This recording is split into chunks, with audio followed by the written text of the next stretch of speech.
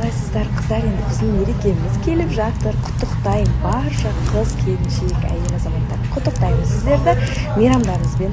Әр қыз баласына, әр әйелге мен әйел бақытын тілеймін. Ең бірінші әйел бақыты. Барлықтарыңыз бақытқа лайықсыздар. Әдемі болып, құлпырып, өздеріңізге қарап күшті болып жүріңіздер. Өздеріңізді жақсы көріңіздер. Главное, сол кезде сіздерді басқа адамдар жақсы көреді қыздар. Сол үшін сәттілік, всем удачи, көңіл күйлеріңіз түспесін, әдемі болып жүре беріңіздер. Ал Расулдың көңіл күйі бүгін қалай екен? Ассалаумағалейкум, қасиетті жұма қабыл болсын баршаңызға. Кімдерді мерекемен құттықтап үлгердіңіз? Мерекемен құттықтап үлгергенде бүгін нешесі? Жетісі. Ертең 8-і, ертеңге дейін барлығын құттықтап үлгереміз. Сол ең бірінші кімді құттықтағаныңыз маған қызық болып тұр. 8 болып алсын, құттықтаймыз ғой бірінші. Әлі құттықтаған жоқсыз ба? Алдын ала құттықтау. Сіздің көңіл күйі қалай екен? Құрметті оқырмандар, өздеріңіз білесіздер, 8 наурыз жақындап аягөз жігітімен қайта татуласқан еді. Ал бұл жолы қандай сыйлық күтеді екен? Ой, білмеймін енді, по-любому енді жігіттің жағдайына қарай көсілемін мен.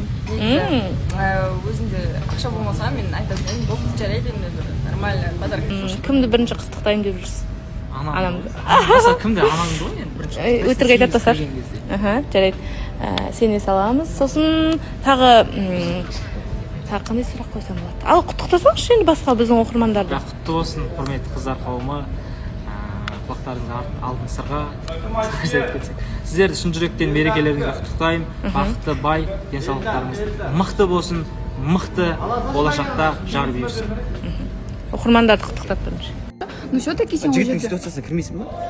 Жігіт неге мысалы мүмкін ол үй жағдайын көтеріп алғаннан кейін шетелге шықса кетеді. Сен привет, қалайсың, мен шетелге барамын, кеттік демейсің ғой, есің дұрыс емес па? Кішкене болсын бай. Микрофон ұстап. Айтқан кезде. Но жігіт все-таки жасау керек қызға, алып беру керек, апаратын жерге алып жігіт бару жоқ демеу керек. керек. Если ары қарай болып жатса, мен жігіттің Өзің қандай подарок бергің келеді, солай бере бер деп айтатын. Қандай подарок берсең де ризамын. Бірақ ертең мынауың бірақ болмады деп тұрмайсыз ба? Жоқ. Алып келгеннен кейін. Әлішер түсініп тұрмын, себебі қазір ода қиын жағдай болып жатыр да, сондықтан сағыз әкеп берсе. Сағыз әкеп берсе, чайнап жүре беремін. Солай. Сондай кірсағынан қарапайым адаммын ғой мен. Мәссаған не деген теңеу. ситуациясына кіріп, не істеймін деген сияқты. Да, потому что мен мысалы, қазір мені асырайтын әке шешем. Әкем бар мысалы мені асырайтын. Мен ертең тұрмысқа шыққаннан кейін мен күйеуім асырайды. Мен ештеме бола алмаймын. Сонда сенде баласы бар әйелді өзіңмен қарастырасың ба? Ауыр сұрақ деп па?